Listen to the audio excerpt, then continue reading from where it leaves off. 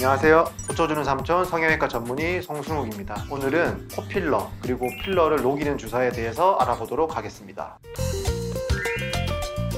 코필러는 이제 콧대가 낮은 경우, 매부리가 있는 경우에 코가 울퉁불퉁한 경우에 콧대를 높이거나 그 울퉁불퉁한 것을 메꾸고자 할 때 필러를 하게 되는데요. 필러에는 녹는 필러와 안 녹는 필러가 있는데요. 요즘에는 대부분 히알루론산 필러인 녹는 필러를 많이 사용하고 있습니다. 수술이 무서우신 분들이 보통 이제 필러 시술을 하게 됩니다.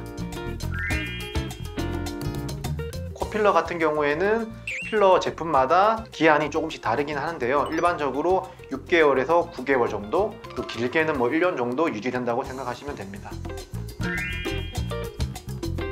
첫 번째로 코필러를 하셨는데 이게 필러가 있는 상태에서 이제 코 수술을 하고 싶으실 수 있잖아요. 필러가 남아있는 상태에서는 코 수술을 할 수가 없기 때문에 이런 경우에는 이제 필러를 반드시 녹이고 수술을 해야 해서 필러를 녹이고요. 이제 필러를 맞았는데 이게 이물 반응 같은 거가 있어가지고 염증이라든지 약간 붓기가 있다든지 통증이 있다든지 그런 경우에 필러를 녹이고, 또 필러 시술을 했는데 마음에 안 들 수도 있잖아요. 그런 경우에도 녹이기도 합니다.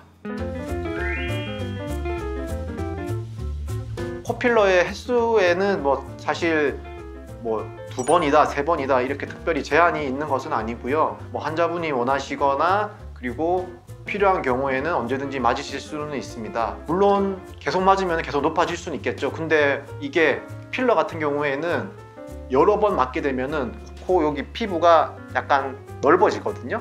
미간 사이가 이렇게 약간 필러가 퍼지면서 벙벙한 느낌이 들어요. 계속해서 필러 시술을 하시는 거는 저는 추천드리지는 않습니다.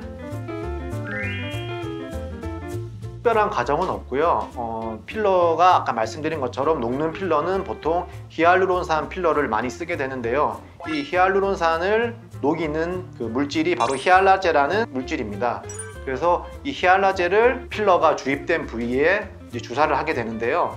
근데 이제 이 히알라제가 가끔씩 알러지 반응을 일으키는 경우가 있거든요. 그래서 스킨 테스트를 해보기도 하고요. 아니면 그냥 바로 필러 주입한 부위에 주사를 하고 그 이후에 알러지를 미리 예방하기 위해서 그 알러지 예방하는 주사를 그 직후에 주사하기도 합니다.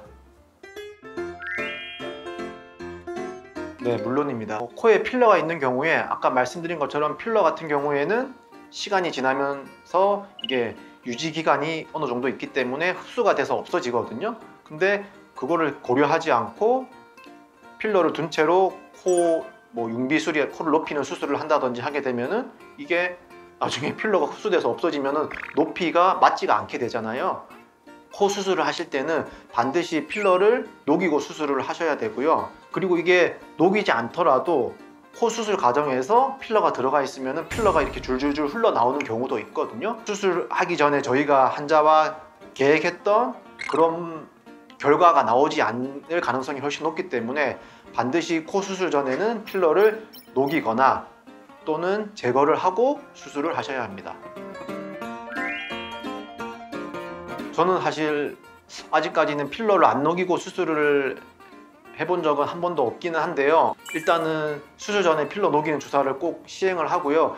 그래도 녹지 않는다면은 환자분께 수술을 권하지 않습니다, 사실. 왜냐면은 모양이 어떻게 변할지 모르고 나중에 필러 때문에 문제가 발생할 수도 있기 때문에 그런 경우에 저는 수술을 권하지 않고요. 다른 선생님들은 필러가 녹지 않는 경우에는 그 필러를 긁어내서 수술을 하시는 분들도 있긴 하는데 저는 필러 녹지 않으면 수술을 권하지 않습니다.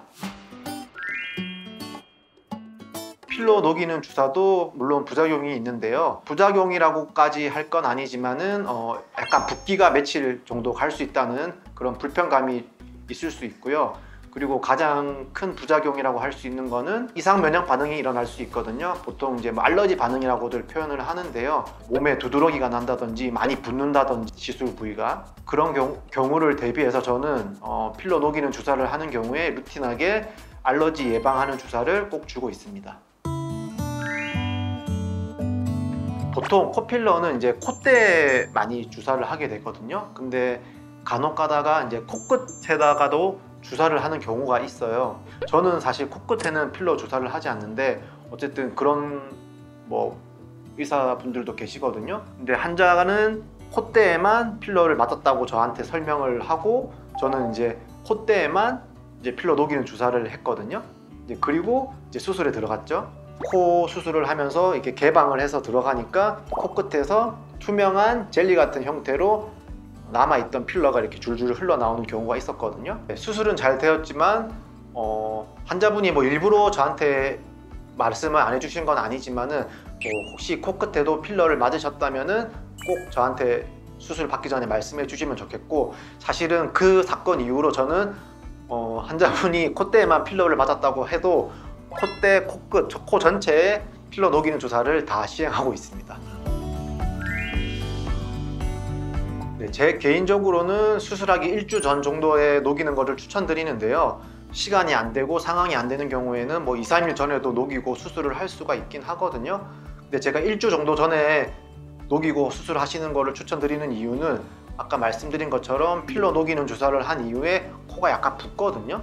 그래서 약간 부어 있으면은 저희가 높이 같은 거를, 코 높이라든지 이런 거를 예측할 때 조금 오차가 날 수도 있고 하기 때문에 가능하면은 일주 정도의 텀을 두고 녹이시고 수술하시는 거를 추천드립니다.